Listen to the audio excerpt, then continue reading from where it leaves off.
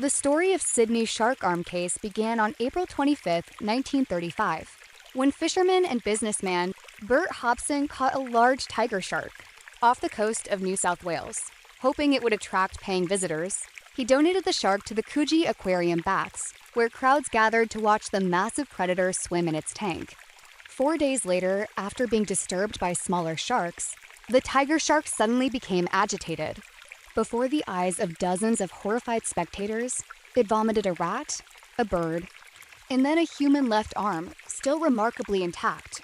Panic spread through the aquarium. At first, many assumed the arm belonged to someone who had been attacked by the shark. But when detectives examined it, they discovered the arm had not been bitten off. It had been cleanly severed with a sharp blade. Even more surprising, the arm still bore a distinctive tattoo of two boxers. Investigators quickly identified its owner as James "Jim" Smith, a 45-year-old former boxer and small-time criminal who had recently gone missing. Smith was known to have connections with Sydney's criminal underworld. He worked as an informer and occasionally helped police expose insurance fraud schemes.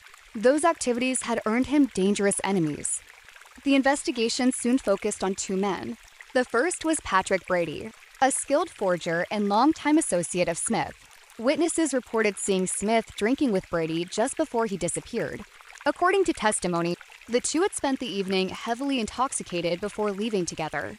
The second suspect was Reginald Holmes, a wealthy speedboat manufacturer with deep ties to organized crime. Holmes was believed to be involved in smuggling, insurance fraud, and other illegal businesses.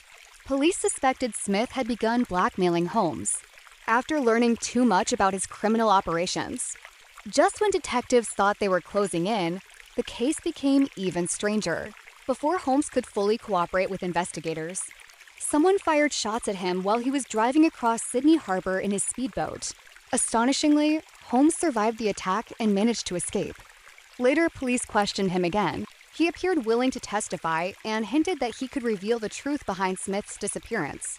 But before he ever took the witness stand, Holmes was found dead inside his car with multiple gunshot wounds. The man who supposedly knew the answers had been permanently silenced. Without Holmes's testimony and with little physical evidence, prosecutors struggled to build a case. Patrick Brady was eventually charged with Smith's murder, but the case collapsed because no complete body was ever recovered.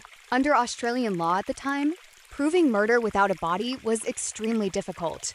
Brady walked free. To this day, no one knows exactly who killed James Smith and why only one arm ended up inside a shark's stomach.